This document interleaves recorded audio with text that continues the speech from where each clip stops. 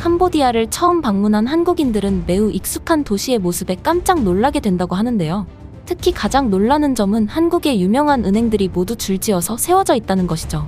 현재 캄보디아에는 우리은행, NH농협은행, KB국민은행, 신한은행 등 외에도 지방의 전통은행인 대구은행과 전북은행 그리고 현지 교민들이 설립한 은행까지 포함하여 무려 총 18개의 한국 은행이 존재한다고 합니다. 캄보디아에는 왜 이렇게 많은 한국 은행들이 세워지게 된 것일까요? 자세한 내용 저와 함께 알아보시죠. 구독과 좋아요는 저에게 매우 큰 힘이 됩니다. 캄보디아는 단 10년 전까지만 해도 세계에서 가장 가난한 나라 중 하나였습니다. 실제로 캄보디아를 말하면 대부분이 공산주의, 독재체제, 킬링필드와 같은 단어들을 떠올렸죠. 그러나 지금의 캄보디아는 과거와는 사뭇 다릅니다. 캄보디아의 푸놈펜 공항 앞에는 화려한 불빛들이 가득하며 밖을 나가는 순간 높은 빌딩들을 마주하게 되죠. 또 평균 연령 28세의 젊은 국가로 건설, 관광업, 농업, 섬유업 등 여러 산업 분야들을 크게 발전시키면서 매년 9%대의 경제 성장률을 기록하고 있습니다. 많은 전문가들은 캄보디아는 2030년까지 최빈국에서 벗어나 중간소득 국가로 진입할 수 있을 것이다 라고 입을 모아 말하고 있는데요. 그런데 이 모든 가능성을 열어준 은인과도 같은 존재가 바로 한국이라고 합니다. 캄보디아는 바다를 두고 싱가포르, 말레이시아와 밀접해 있고 베트남, 태국, 라오스와도 인접하다 보니 동아시아의 허브로 급부상하고 있는데요. 게다가 파격적인 세금 인센티브를 내세워 외국인 투자자들과 외국 기업들을 끌어모으고 있죠. 한국 또한 나라를 선진국으로 발전시키겠다는 강한 의지와 젊은이들의 패기를 가지고 있는 캄보디아에 투자하는 기업들이 늘어나는 추세입니다. 그러나 산업이 급속도로 발전하면서 캄보디아와 한국 사이에는 문제점이 하나 발생했는데요. 바로 금융 시스템이었습니다. 원래 캄보디아에서 송금받은 돈을 찾기 위해 무려 하루를 기다려야 했는데요. 스마트폰 하나만 있다면 집에서 조회, 이체, 심지어는 대출까지 모두 가능한 한국인들이 이체된 금액을 찾기 위해 하루를 기다려야 한다는 것은 매우 불편한 일이었죠. 실제로 캄보디아에서는 실시간 계좌 이체라는 개념이 아예 없었습니다. 그 이유는 그동안 은행 간의 교류 자체가 없었기 때문에 당연히 공동망도 존재하지 않아서 은행은 단지 돈을 보관하는 장소에 불과했기 때문이죠. 시간이 지날수록 실시간 금융거래 시스템의 중요성을 깨달은 캄보디아는 바로 한국의 도움을 요청하게 되었는데요. 한국은 전 세계적으로 보아도 압도적인 수준의 은행 시스템을 갖추고 있기 때문입니다. 사실 우리가 스마트폰 하나로 계좌 이체와 조회, 심지어는 현금 인출까지 이용 가능한 네트워크 기술력은 세계적으로도 보유한 국가가 많지 않다고 합니다. 게다가 한국에는 손바닥 정맥 인증을 통해 ATM을 사용하는 서비스도 있고 카드나 통장이 없어도 얼굴 정보를 통해 출금 및 이체 업무를 할 수 있는 ATM기도 있죠. 이렇게 우리가 아무렇지 않게 사용하고 있는 한국의 금융 기술력은 해외에서는 선망의 대상이라고 할 수 있는데요. 한국의 IT 금융 시스템 운영 노하우와 전문성을 미리 알아차린 캄보디아는 일본과 중국의 간곡한 협력 요청에도 모두 거절하고 한국을 선택하게 되었습니다. 그리고 한국은 기대에 부응해 단 1년 만에 한국식 IT 금융 시스템을 통째로 이식하는 데에 성공하죠. 돈을 인출하는 데만 하루가 걸렸던 캄보디아인들은 이제 한국처럼 집에서 실시간 송금 서비스를 이용할 수 있게 되었으며 지리적 이점을 이용해 곧바로 동남아 금융업으로 급부상하였는데요. 이제 중국과 일본은 물론 영국이나 프랑스보다도 더 뛰어난 금융 시스템을 갖추게 된 것이죠. 캄보디아는 한국과의 협력을 점차 확장해 나갔습니다.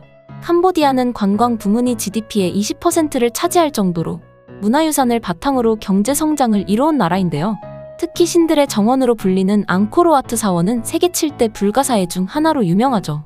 그러나 구조 자체가 견고하진 않아 사원 내의 석재가 많이 약해진 상태였습니다.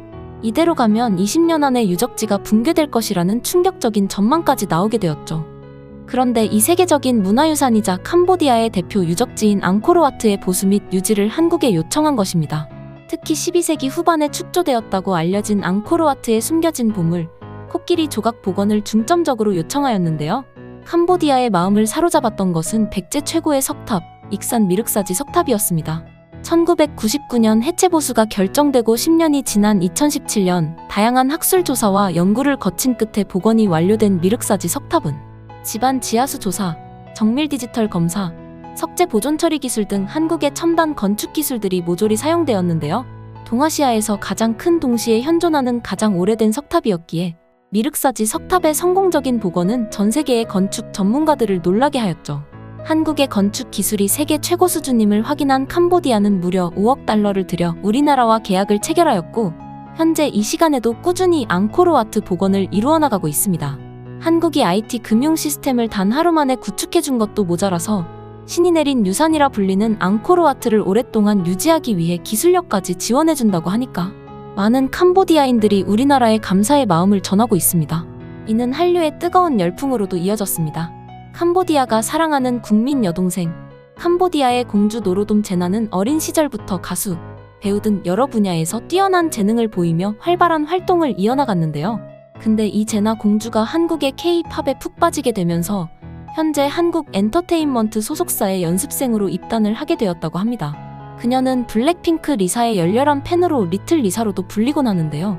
제나 공주가 커버한 블랙핑크의 프리티 세비지와 에스파의 넥스트 레벨은 100만 뷰의 조회수와 1만 개의 좋아요를 훌쩍 넘기도 했죠.